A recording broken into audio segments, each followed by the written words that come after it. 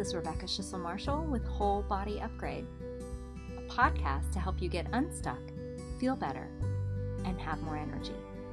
Let's get started. Welcome back to the Whole Body Upgrade podcast. I'm Rebecca Schissel-Marshall, and I am the host of this podcast, and we'll get started as we always do by first connecting with the directions and the guides. So finding your breath, taking a deep breath in and feeling it in your body.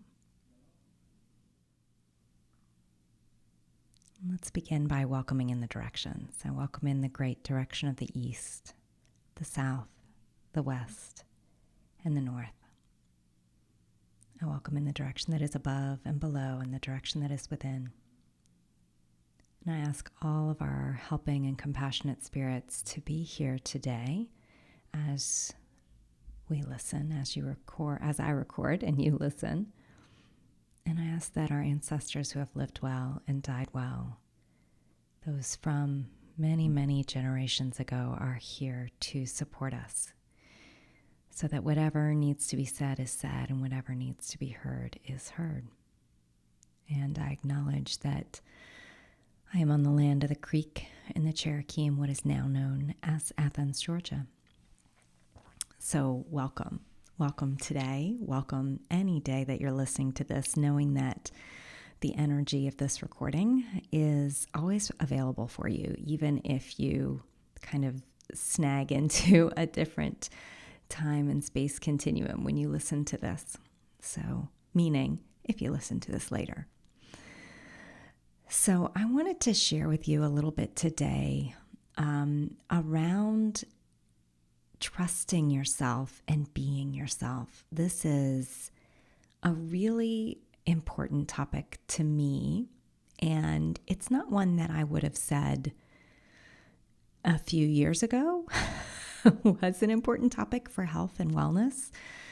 But it is such an important topic for health and wellness. In fact, I think it's actually one of the core underlying beliefs, and it's very much connected to self-compassion, which I've said over and over again is key in health and wellness. So let me tell you a little story first. Maybe that will help.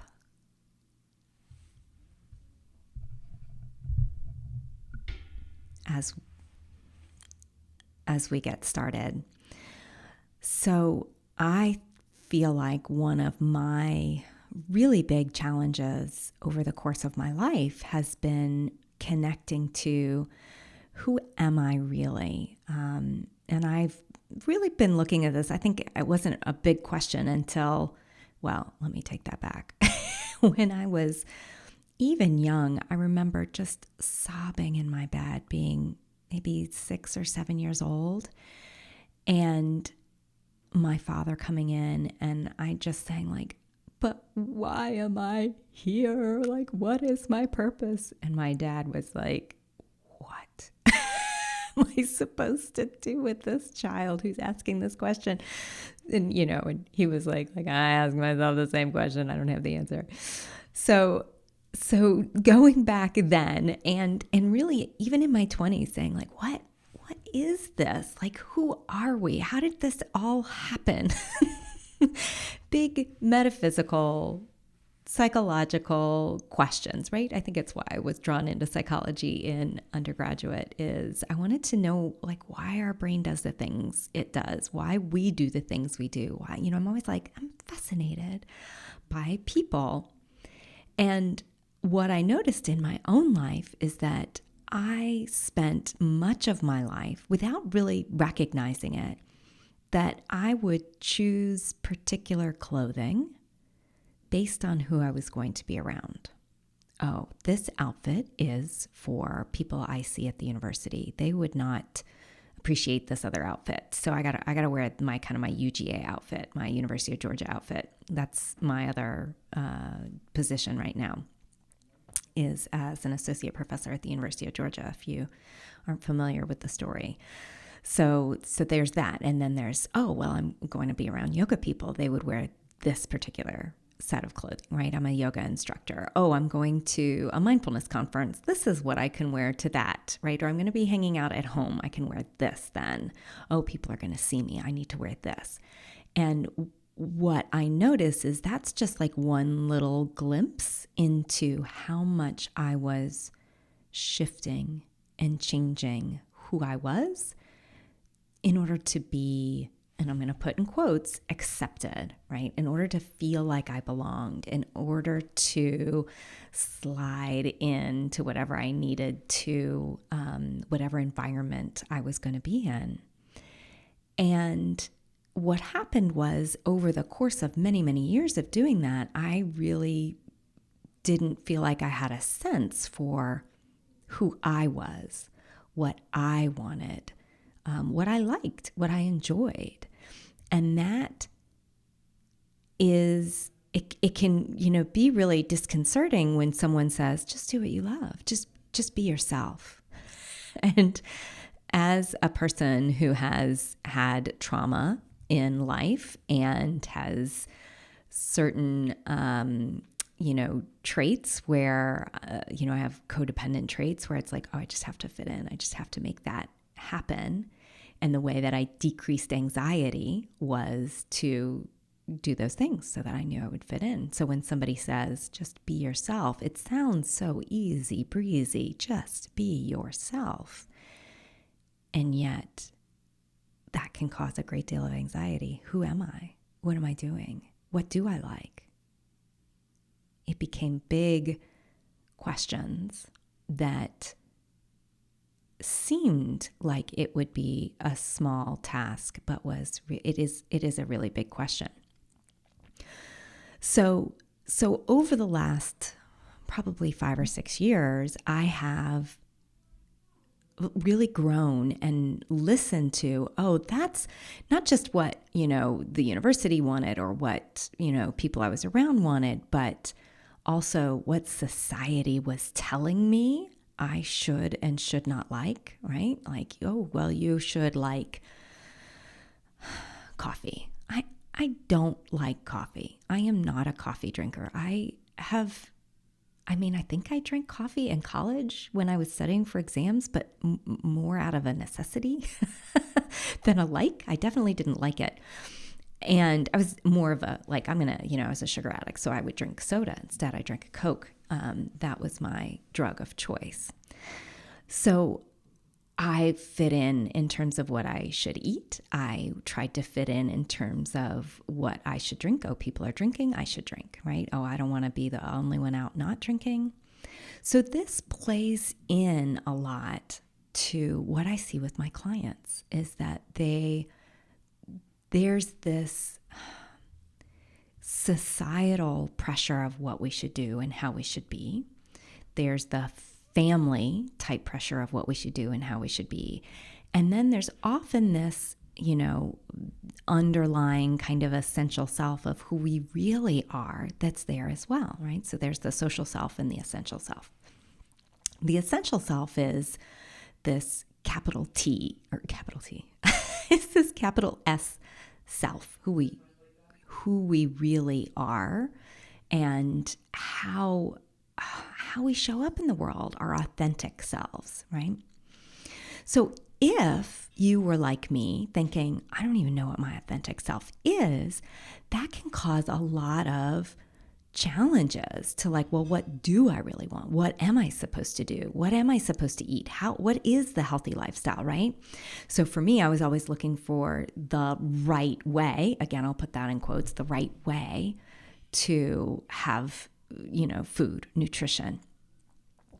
The more I am exploring and accepting who I am, the more I am able to feel solid in the choices that I make, no matter what they are, right? So, for example, I remember this is probably close to 20 years ago. I remember just being like, you know what? I actually really like red. I like the color red. I want a red car. Which seems silly, but in what I had heard, don't stand out. don't take those big risks. And to have a red car felt like not this professional sort of thing to do. These are the stories that my brain tells me. So being yourself can be almost, it can be really scary. And practicing that can be a really huge leap, right? It can be very scary and it can be a huge leap. So as I'm practicing this more and more, I can see that, well, how do I really want to spend my day? What does sound really good to me, instead of looking externally to what other people say should be done. As I'm in this online space, certain people post on Facebook and Instagram or, LinkedIn or Twitter or whatever in certain ways. And I'm really exploring, how do I want to show up? Who am I? How can I be more me every day? When I was exploring changing my diet, really about, it's happened in waves, 25 years ago, and then again 15 years ago, and then again like 10 years ago. Each time there's a shift and a change. 25 years ago, I was exploring being a vegetarian. I had been a meat eater. I was raised a meat eater, and I was exploring, what is it that feels good to me? Do I want to eat meat, right? It was a question that most people don't ask. I wanted to ask that question because I was following Thich Nhat Hanh, and he was saying, it doesn't matter as long as you're mindful of the animals who have given their lives for you, mindful of the vegetables that have been farmed, the farmer who created that, the sun that created that. That is the important piece of it. So as I started sitting with the animals that gave their lives for me, I realized I could no longer eat animals. That was just not something in my heart that I could do. And that was a big challenge to society and to my family system, right? They've always been supportive, and there was a little bit like, but we don't understand. We don't understand why you would do that. And why are you being so weird? Why are you having to do that? And to be able to say, this is important to me, and this is how I'm living my life. This is how I choose to live my life.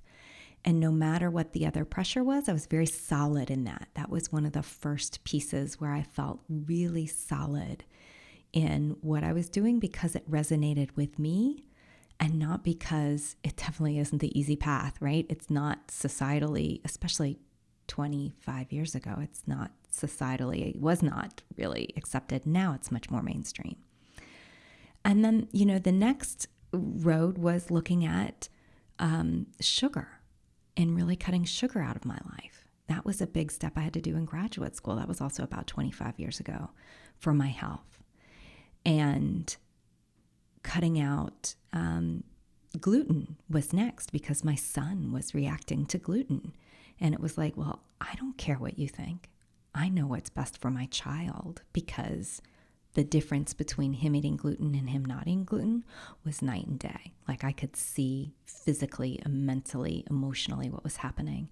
And then I felt it in my own body, right? So I'm solid in that belief because I experienced that. So people say, well, I don't know. What about parties, right? What about changing my diet and going to parties? I don't think I can do that. I was so solid in my belief about what I wanted. I had to get solid in that belief to be able to go to a party and say, no, I don't want alcohol. No, I'm not going to eat that cake. It wasn't like, oh, I shouldn't. Again, those quotes, I shouldn't do it. But instead it was, I prefer feeling good. I prefer my body feeling well over what other people think about me. And let me tell you, for a former people pleaser, still evolving people pleaser, that was huge. So when my clients say, I can't give up cheese, like that's my whole family. We just eat, we eat cheese fondue every Friday night. That's our thing. How am I going to give up cheese? Right? How am I going to give up gluten? We have pizza. I love pizza. Pizza and gluten and cheese. Oh my gosh. And again, I think it goes back to sometimes it's just like you can tell yourself, well, what if I just try this and see if I feel better, right? When you're first starting. And also asking, that question that put me in a spin years ago, what do I want? Not what does society say I should have, but really exploring, trusting yourself, really exploring your own wants and desires. If you want to feel healthy, that might be a greater, right, desire than wanting to fit in. For me, I found that was like one of the few things that actually spurred me over the edge, was me feeling well again. I was willing to have people look at me funny when I brought in my own little meal thing to parties. It's like, well, I want to go to a party, but I don't want to eat the gluten and dairy and sugar. So what do? Well, I bring my own food. Then I get to go to the party and I get to have food that feels good to me. There's most people, especially people I work with now, they're like, oh, there's Rebecca with her food. Yeah, we know. Like, it's not a big deal. I even bring it into restaurants, and I have no problem saying, as long as you can provide me with a gluten-free, dairy-free, egg-free meal, I'll be glad to purchase from you. And some owners are like, no problem, we can't give you that, so eat out of your little Tupperware. And some owners have a hard time, but I always, especially when it came to my children, I was very mama bear about it. Like, you tell me to leave and I'll tell you my child is allergic to this, which they were. And I'm going to stand up for us being able to eat out at a safe place with our family, right? Because everybody else wanted to eat out. Totally fine, right? We've got our food. So what I see is this in health, trusting yourself, being yourself can sometimes bring up big emotions, can sometimes bring up big questions. And it's often why I don't necessarily start with changing food right away with my clients. We don't just jump into like, here's all the things you should eat, because there are big, the word that keeps coming up to mind is like the first chakra, right? That sense of belonging, of like being a part of a group.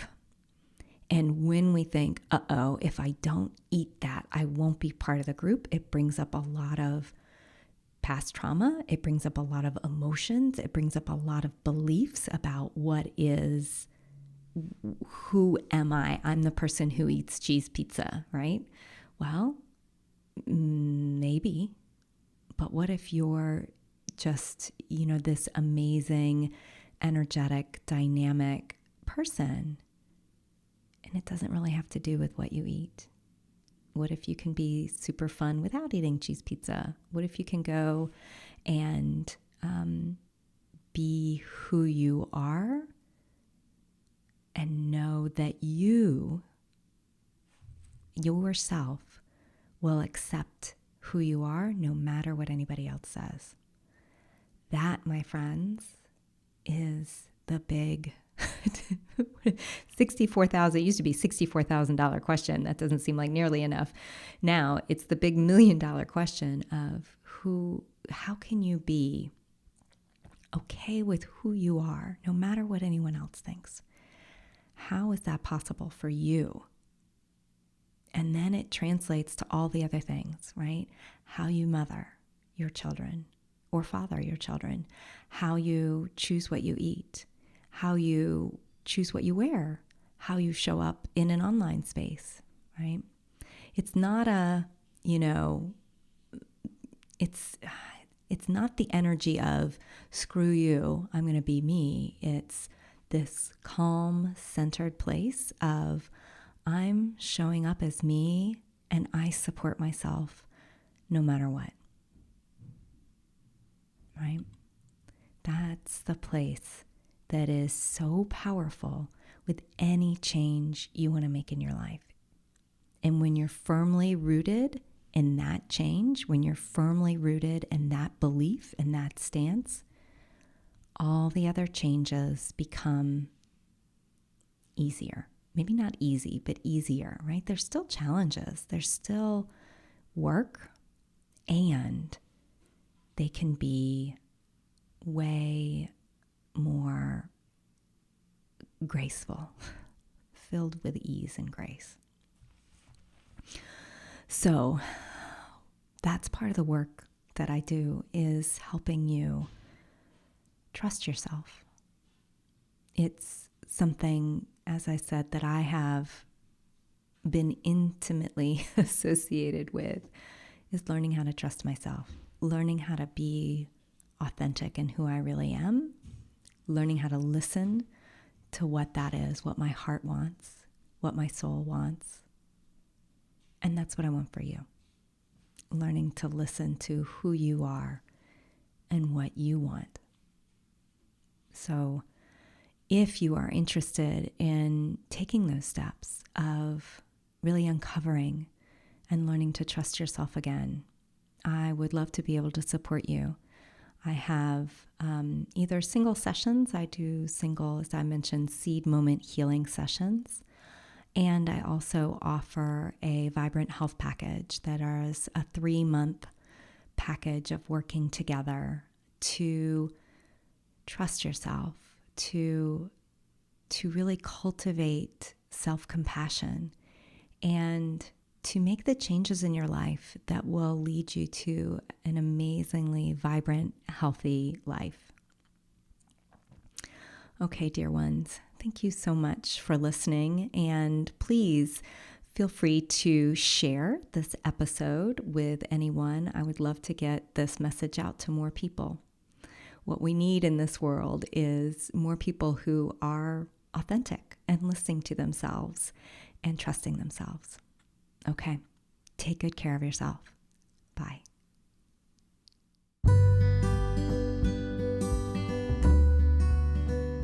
Thanks for joining me on this episode of Whole Body Upgrade.